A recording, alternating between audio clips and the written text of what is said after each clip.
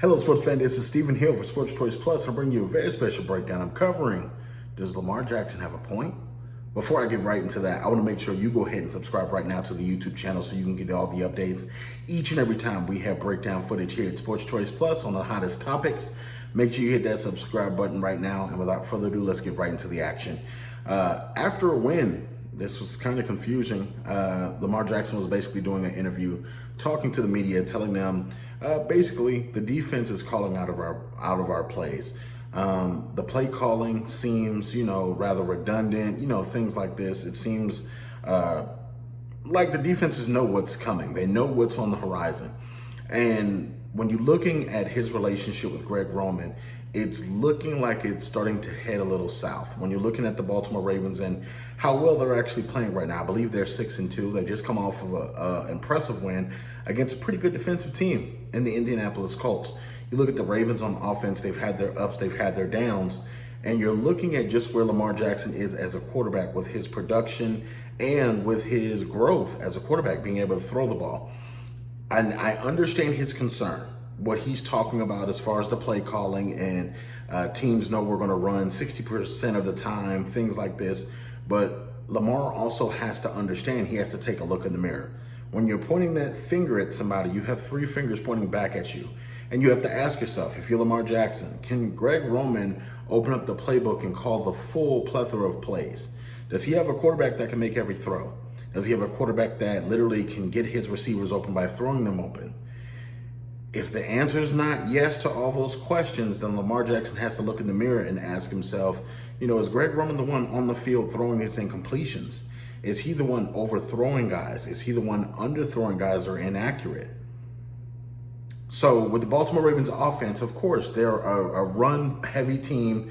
They run a lot, and you have to ask yourself, if you're a defense, you know what's coming on 1st and 10. You know what's coming on 2nd and 7. You know what's coming on 3rd and 3, probably a run. You've had Hollywood Brown speak out about the offense, and just being honest, a lot of these guys aren't getting open as they normally could get open last year.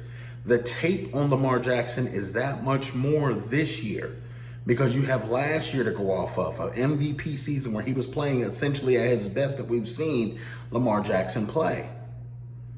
The Baltimore Ravens are in a world of trouble because they have to get their act together because they're in the same division as Pittsburgh. And with them, they have more than one loss, and you have to catch up with Pittsburgh. You have to pray that you can play them and get a loss, and then pray that they can get another loss in order to even have some type of conversation with them as far as getting that number 1 seed. So Lamar Jackson has a lot to think about. It looks bad. It looks really bad. And I'll say this, Lamar, if you're listening, you have to keep in mind, do you just want to make a Pro Bowl? Do you just want to be good? Yes, you have a chance to make history with a lot of rushing, but as a quarterback, you have an MVP. Are you going to be great like the likes of John Elway? Are you going to be among the greats like Tom Brady and Peyton Manning and so forth? Are you going to be more than just a running quarterback? That's the biggest thing. So when we're looking at all the stats, I'm looking at his stats from last year and holding them up against the stats from this year. He's about the same. He's about the same. He's 1 interception less, 1 touchdown more, I believe. He's about the same yardage almost as far as throwing the ball. Running the football, he's a little bit smaller as far as his stat lines because good defenses are starting to step up and say, you're not going to run the football all over us. We're going to make you pass the ball. So he was averaging about 82 yards or something like that a game. Now it's down to 59 yards a game. So it's in the NFL, you can have a great year, and now teams are going to catch up to you and figure out what you're really about. It's up to you to be a better quarterback and go from good to great. Are you going to be an average quarterback who is pretty good against bad teams and doesn't really do well against good teams? Or are you going to be an elite quarterback to lead your team to victory against all kinds of teams, not just the bad teams? Greg Roman as an offensive coordinator, look at his track record. It's pretty impressive.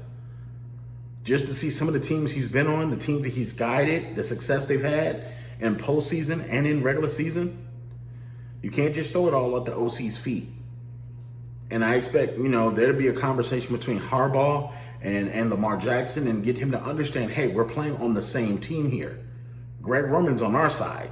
You can't keep throwing him under the bus. So as the Baltimore Ravens quarterback, I think that he has to, take a deep breath. He has to really look in the mirror and ask himself, am I the best quarterback I can be right now? Have I developed to the best point I could be right now? Because at the end of the day, when your career is done, you have yourself to blame for what you didn't do. All you Baltimore Ravens fans, all you NFL fans, chime in. What do you think? Do you think Lamar Jackson's right? Do you think Greg Roman's right? What do you think the issue is with Lamar Jackson? Leave your comments in the comment section below. And as always, definitely make sure you're subscribing to this YouTube channel. Make sure you're sharing the YouTube channel and your Facebook groups. We want to be debating with you each and every week here. And without further ado, until next time, good people, we'll see you on the next debate.